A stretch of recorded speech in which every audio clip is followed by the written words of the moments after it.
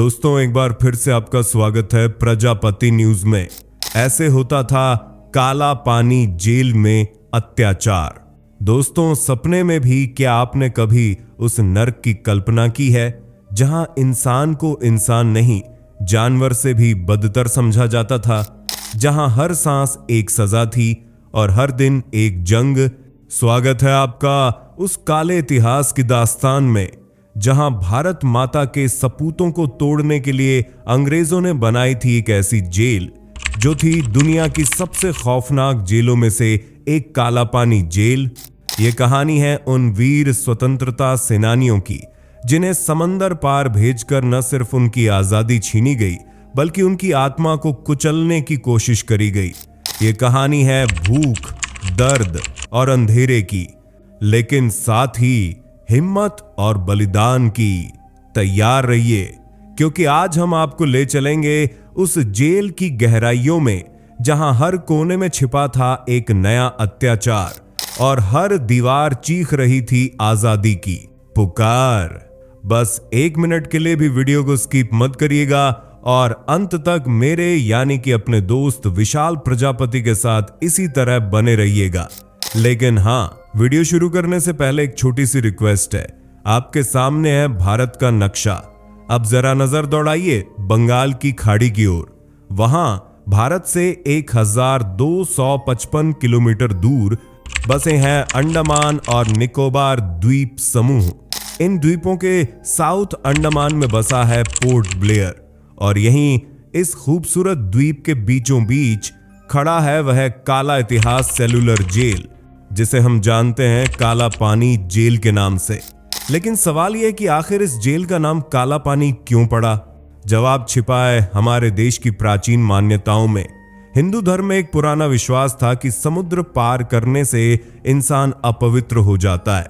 गंगा के किनारे रहने वाले सबसे पवित्र माने जाते थे और जैसे जैसे आप गंगा से दूर जाते वैसे वैसे आपकी पवित्रता कम होती जाती। 500 ईसा पूर्व में लिखे गए बौधायन धर्म सूत्र में भी इसका जिक्र है कि समुद्र यात्रा इंसान को अपवित्र बनाती है। इस डर का असर इतना था कि कुछ लोग तो समुद्र पार करने के लिए अपना धर्म तक बदल लेते। और हाँ, ये सिर्फ पुराने जमाने की बात नहीं, आज भी तिरुपति मंदिर में ये नियम है कि अगर कोई पुजारी समुद्र पार करता है तो उसे गर्भगृह में प्रवेश की अनुमति नहीं मिलती। लेकिन अंग्रेजों ने इस मान्यता को हथियार बनाया।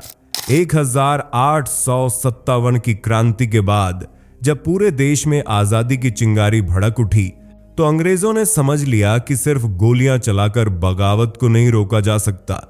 उन्हें उन सूरमाओं को तोड़ना था जो भारत माता के लिए अपनी जान देने को तैयार थे।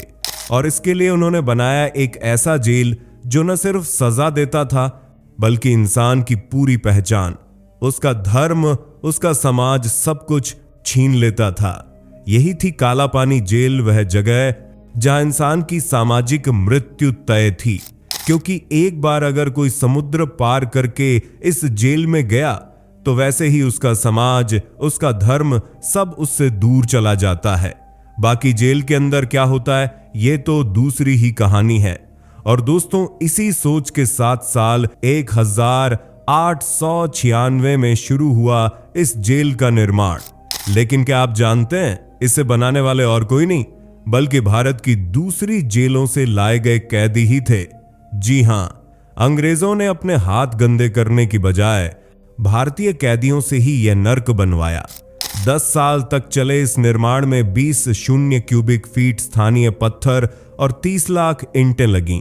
सारा सामान बर्मा यानी आज का म्यांमार से मंगवाया गया और लागत लगभग 5,17,000 रुपए। आज आपको सुनने में भले ही कम लगे लेकिन उस जमाने में एक बहुत बड़ी रकम थी। लेकिन इस जेल की असली खतरनाक चीज थी इसकी डिजाइन।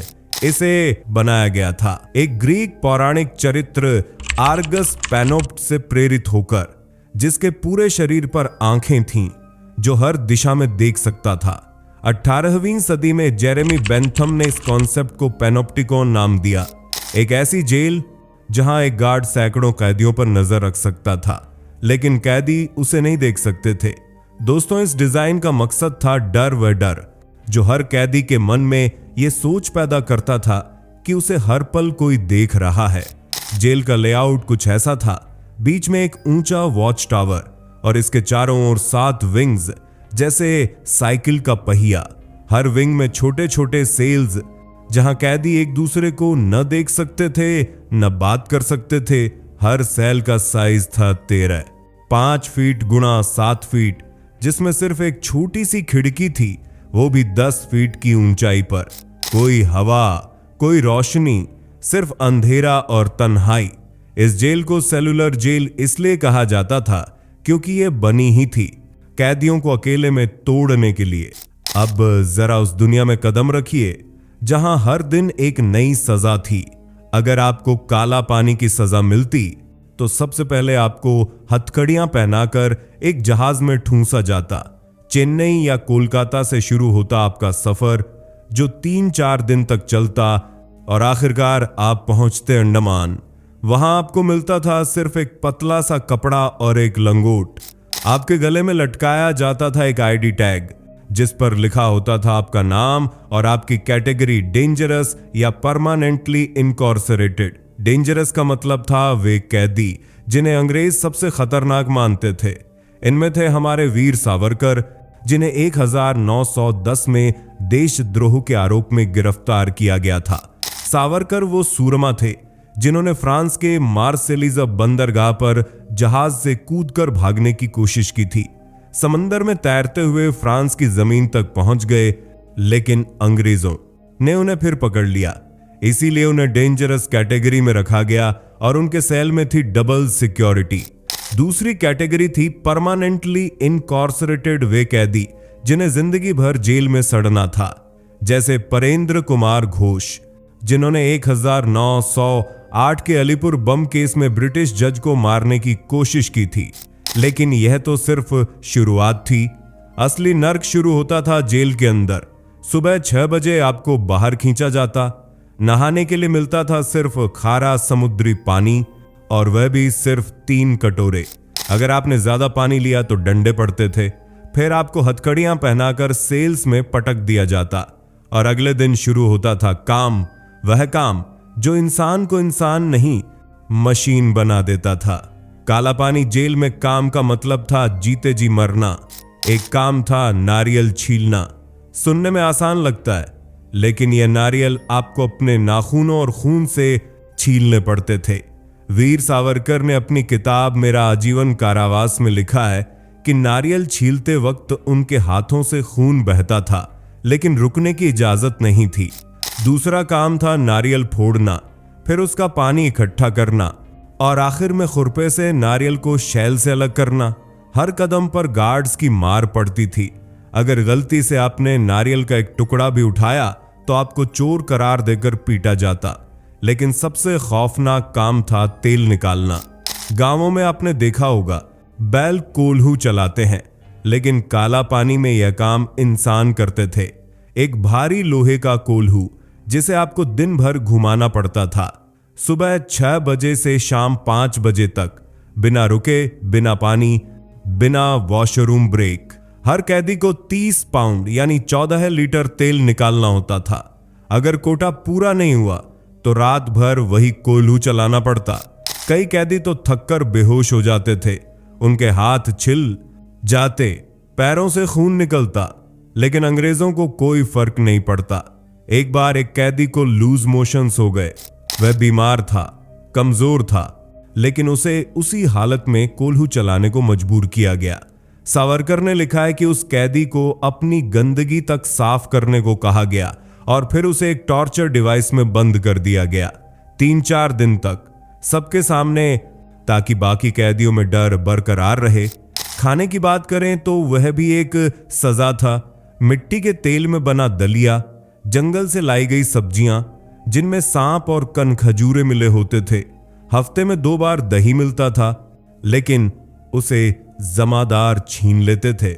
असल में जेल के अंदर ब्रिटिशर्स ही जेलर होते थे, लेकिन गार्ड का काम भी कैदियों से करवाया जाता था, और ये वह कैदी होते थे जो सबसे ज्यादा चापलूस होते थे।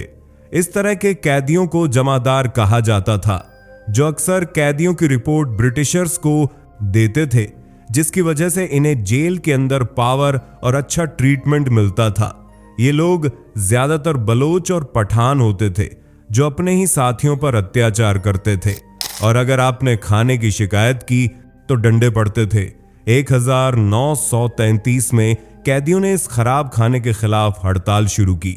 45 दिन तक चली ये हड़ताल, जिसमें किसी ने एक दाना नहीं खाया, लेकिन अंग्रेजों ने जवाब दिया फोर्स फीडिंग से। कैदियों को बेड पर बांधकर उनके नाक में रबर की ट्यूब डाली जाती और दूध, अंडे और चीनी का मिश्रण जबरदस्ती उनके गले में उतारा जाता। लेकिन कई बार यह ट्यूब गलत नली में चली जाती और दूध फेफड़ों में पहुंच जाता। महावीर सिंह, मोहन किशोर रामदास और मोहित मोहित्रा जैसे वीर इस फोर्स फीडिंग की वजह से शहीद हो गए। इस जेल की दीवारों ने कई नायकों की चीखें सुनी। वीर सावरकर और उनके भाई गणेश सावरकर दोनों एक ही समय में इस जेल में बंद थे, लेकिन जेल की खतरनाक डिजाइन की वजह से 9 महीने तक वे एक दूसरे से मिल भी नहीं पाए। सावरकर ने लिखा है कि जेलर डेविड बेरी खुद को भगवान कहता था। उसने एक बार कहा, पोर्ट ब्लेयर में 2 भगवान हैं, एक आसमान में और एक मैं। एक और कहानी है 17 साल के इंदु भूषण रॉय की। वह एक युवा स्वतंत्रता सेनानी थे जिन्हें आजादी की लड़ाई में शामिल होने की सजा में काला पानी भेजा गया। भूख, मार और तन्हाई ने उनकी हिम्मत तोड़ दी। एक दिन अपने सेल में उन्होंने आत्महत्या कर ली। उनकी चीखें आज भी उन दीवारों में गूंजती हैं, लेकिन इन नायकों ने हार नहीं मानी। 1933 की हड़ताल इसका सबूत है। कैदियों ने एकजुट होकर अंग्रेजों को चुनौती दी, और फिर आया साल 1942 जब जापानी सेना ने अंडमान पर कब्जा कर लिया। लेकिन यह आजादी नहीं, एक नया अत्याचार था। जापानियों ने न सिर्फ पुरुषों बल्कि महिलाओं और बच्चों को भी इस जेल में ठूंसा। 29 दिसंबर 1943 को नेताजी सुभाष चंद्र बोस पोर्ट ब्लेयर आए। उन्होंने तिरंगा फहराया, लेकिन जापानियों ने उन्हें सिर्फ जेल का साफ सुथरा हिस्सा दिखाया। असली नर्क उनसे छिपा रहा। दोस्तों, इस जेल में कैदियों को साल में सिर्फ एक बार पत्र लिखने की इजाजत थी, और वह भी सिर्फ अंगूठे के साइज का। वह पत्र खुला होता था और हर ऑफिसर उसे पढ़ता था। मोतीलाल वर्मा की कहानी के बारे में बात करें तो दोस्तों, स्वतंत्रता सेनानी मोतीलाल वर्मा ने चुपके से एक पत्र बाहर भेजा जो सुरेंद्रनाथ बनर्जी तक पहुंचा।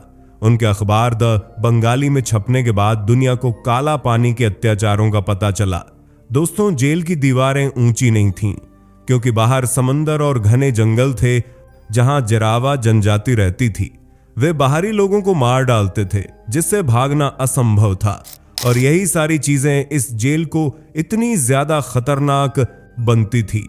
साल 1937 में महात्मा गांधी और रविंद्रनाथ टैगोर के प्रयासों से काला पानी जेल के कई कैदियों को रिहा किया गया। लगा यह नर्क का दरवाजा हमेशा के लिए बंद हो गया, लेकिन आज भी आजादी कितने सालों बाद भी ये जेल एक म्यूजियम के रूप में खड़ी है, जो हमें हमारे नायकों के बलिदान की याद दिलाती है। 7 विंग्स में से 4 नष्ट हो चुके हैं, 2 भूकंप से, और 2 जापानियों ने बंकर बनाने के लिए तोड़ दिए। आज सिर्फ वॉच टावर और 3 विंग्स बचे हैं। यह जेल सिर्फ एक इमारत नहीं थी, ये थी वह जगह जहां भारत माता के सपूतों ने अपनी हर सांस में आजादी की जंग लड़ी। उनके खून, उनके पसीने और उनकी चीखों ने इस देश को आजादी दिलाई। दोस्तों, काला पानी जेल सिर्फ एक जेल नहीं थी, यह थी वह आग जिसमें हमारे नायकों ने अपनी हिम्मत को तपाया। यह थी वह अंधेरी रात जिसमें आजादी का सूरज चमका। आज जब आप इस म्यूजियम में कदम रखेंगे तो उन दीवारों की चीखें सुनिए। वे आपको बताएंगे कि आजादी कितनी कीमती है। हमारे स्वतंत्रता सेनानियों को सलाम, जिन्होंने इस नर्क में भी हार नहीं मानी। बाकी दोस्तों, क्या आप उनके बलिदान को याद रखेंगे? अपना जवाब हमें कमेंट बॉक्स में जरूर दीजिएगा, और इसी तरह की वीडियोस को लगातार देखते रहने के लिए हमारे चैनल को लाइक, शेयर और सब्सक्राइब करना बिल्कुल ना भूलें। और हाँ, हम फिर मिलेंगे एक नई वीडियो के साथ। तब तक के लिए जय हिंद, जय भारत। दोस्तों आपकी स्क्रीन पे 2 और वीडियोस दिख रही हैं, जिसे देखने के लिए आप इस स्क्रीन पर क्लिक करें। दोनों देखिएगा, बहुत अच्छी वीडियो बनी है।